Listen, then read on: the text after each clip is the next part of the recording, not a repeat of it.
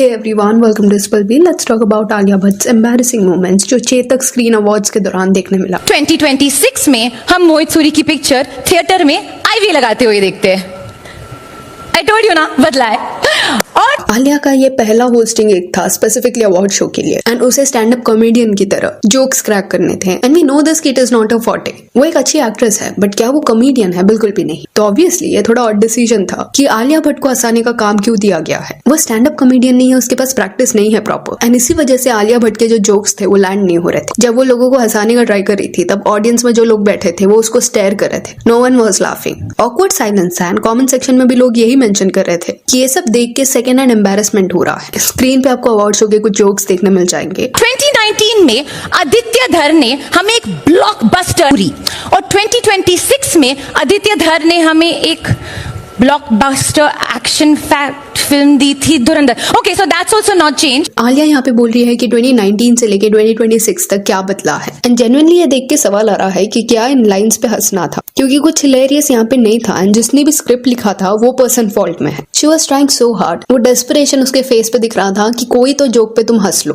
But जो audience थी उनके फेस पे क्वेश्चन मार्क था कि व्हाट इज हैपनिंग एंड वो लोग वो फेक लाफ्टर भी प्रिटेंड करने के लिए रेडी नहीं थे कि चलो थोड़ा आलिया के लिए इजी करते हैं, सपोर्टिव बनते हैं। बिल्कुल भी इजी उन्होंने कुछ नहीं किया। उनके फेस पे ही दिख रहा था कि वो आलिया भट्ट को ऐसे दिख रहा है एज इफ वो कर क्या रही है। प्लस सबसे बड़ा ब्लंडर ये सब लाइव हो रहा था, विच मीन्स जनरली दूसरे अवार्ड शोज में जैसे एडिटिंग के वाया लाफ्टर का साउंड ऐड किया जाता है, क्लैप्स का साउंड ऐड किया जाता है, वो सब यहाँ पे नहीं था। तो आलिया के हर एक लाइन के बाद पूरा रूम साइलेंट ऐसा लग रहा था। अब जब इसके कई सारे डिफरेंट क्लिप्स देखोगे आपको रियलाइज होगा कि it was very bad and it felt as if कि शो मेकर्स का प्लान ये था कि सुनील ग्रोवर देन जाकिर खान इन प्रोफेशनल्स को भी अगर आप स्टेज पर डालोगे आलिया के साथ तो इवन इफ आलिया ने कुछ ब्लंडर भी किया तो ये लोग कवर अप कर देंगे, कंपनसेट कर देंगे जो भी बैड जोक्स होंगे उसके लिए। तो कुछ हद तक इस चीज ने वर्क किया, they handled it well. Still Sunil Grover and Alia Bhatt का एक स्किट था जो अगेन अजीब दिख रहा था एंड ये सारे जोक्स जिसने भी लिखे हैं वो रिपीटेटिव है, क्योंकि फिल्म फेयर अवार्ड के दौरान सिमिलर जोक्स जो है वो ऑलरेडी यूज किए गए थे कि पहले पिक्चरों में क्या डिफरेंट होता था, अभी क्या होता है। पहले काजल रानी शाहरुख खान को कास्ट किया जाता था, अभी भी उनको कास्ट किया जाता है। जस्ट दैट वहां पे डिफरेंस ये था कि क्योंकि वो लाइव नहीं था तो हंसने वाले सीन्स वगैरह उन्होंने अटैच कर दिए थे। एंड दूसरी चीज, एक person single handedly crowd work नहीं कर रहा था, दो जन थे स्टेज पे एक दूसरे के साथ जुगलबंदी जो होती है वैसा कुछ था। तो आलिया भट्ट को ऐसे अकेले स्टेज पे छोड़ देने का जो डिसीजन था वो कंप्लीटली गलत था। जो काम कभी आलिया ने किया नहीं है, क्यों आपको लग रहा है कि सडनली एक प्रो की तरह वो एक्ट करेगी?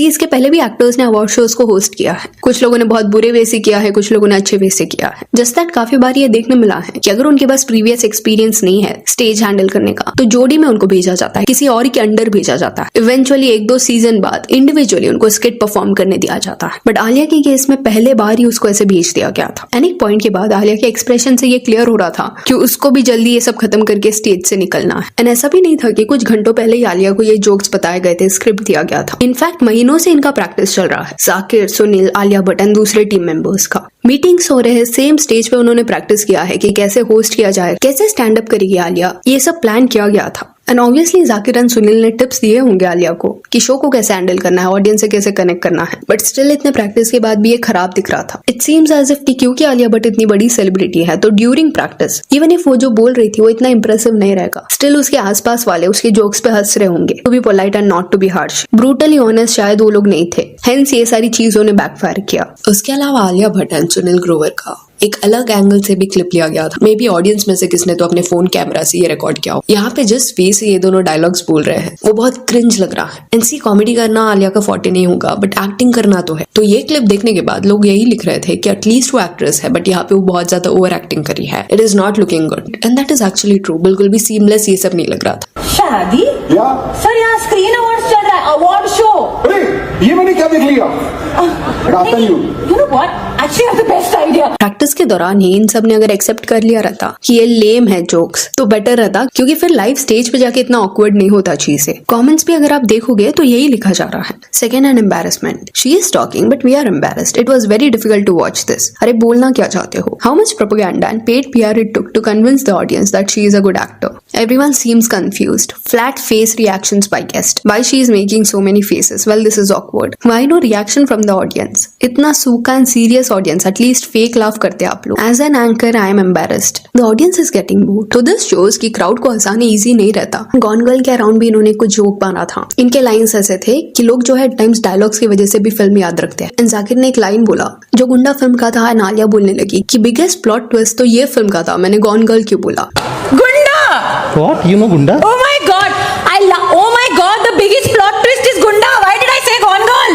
हाँ वो भी मुझे लगा। एंड सी इंटरनेट मीम्स के साथ जो रिलेट करते हैं उनको ये रेफरेंस समझेगा, बट जो सेलिब्रिटीज इनके सामने बैठे थे वो लोग कंप्लीटली अनअवेयर लग रहे थे कि कौन सा रेफरेंस यहाँ पे दिया जा रहा है। Twist? A movie with a twist. I would say Gone Girl. Yeah. Epic.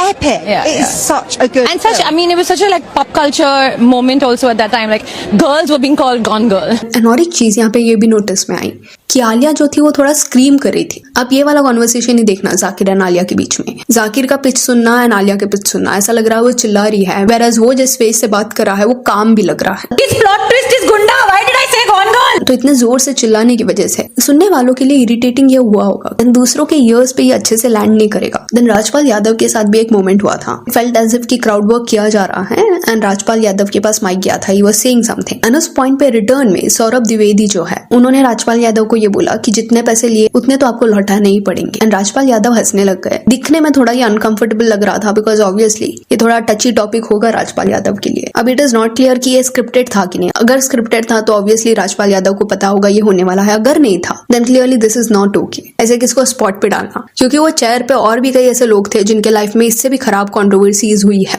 But वो लोग पावर की पोजीशन होल्ड करते हैं। बट राजपाल यादव क्या ही रिटर्न में कर देंगे अगर उनको इंसल्ट किया तो इट फेल्ट एज इफ कि ये एटीट्यूड से उनको टारगेट किया गया है। Don't kick a person when they are down, ये सेइंग में भी बहुत लोगों ने नहीं सुना है। ये अवार्ड शो को अगर आपने पूरा लाइव देखा होगा तो देखते वक्त ही सडनली जो आलिया के ऐसे एक्सप्रेशंस देखने मिल रहे थे वो देखने के बाद उसके बिहाफ पे थोड़ा ये सब ह्यूमिलिएटिंग लगता। अभी ऐसा नहीं है कि आलिया भट्ट पहली एक्ट्रेस है जिसने ऐसे लीड किया है अवार्ड शो। इसके पहले भी प्रियंका चोपड़ा, कटरीना कैफ, अनुष्का शर्मा, करीना कपूर वो सर्टेन सेगमेंट्स का पार्ट रही है। कुछ एक्ट्रेसेस स्पेसिफिकली प्रियंका चोपड़ा ने सिमिलर ऐसा पोजीशन लिया था आलिया जैसा जहाँ पे वो लीड करी थी एंड कभी किसने ये सारी चीजों को पॉइंट आउट नहीं किया है बिकॉज इतना भी ज्यादा ऑकवर्ड ये नहीं हुआ है। इट सीम्स एज इफ कि इनकेस आलिया नर्वस हो जाती है तो या तो वो लाउड हो जाएगी या फंबल करेगी या कुछ भी ब्लैबर करने लग जाएगी। ये सेम बिहेवियर इंटरनेशनल इवेंट्स के दौरान भी आलिया ने दिखाया, चाहे वो जब वो फैशन वीक अटेंड करी हो या कोई इंटरव्यूज के दौरान हो। I'm a cool girl. I'm a sweet girl. But I could be total. I mean, I feel like I'm more sweet than I'm cool. I actually think I'm not. See stage fear होना is very normal. कई लोगों को experience होने के बाद भी ये चीज होता है तो वो benefit of the doubt Alia को दिया ही जाएगा। जस्ट दैट ये सेलिब्रिटीज के केस में इट सीम्स एज इफ कि वो काफी सारी चीजें करना चाहते हैं। अगर आप कॉमेडी में कंफर्टेबल नहीं हो तो क्यों करना है। नॉर्मल एंकरिंग भी कई एक्टर्स करते हैं, जैसे मॉडलिंग शोज के वक्त होता है उनको नहीं आता वॉक करने, स्टिल वो रैंप वॉक पे रहते हैं। I know. You look amazing.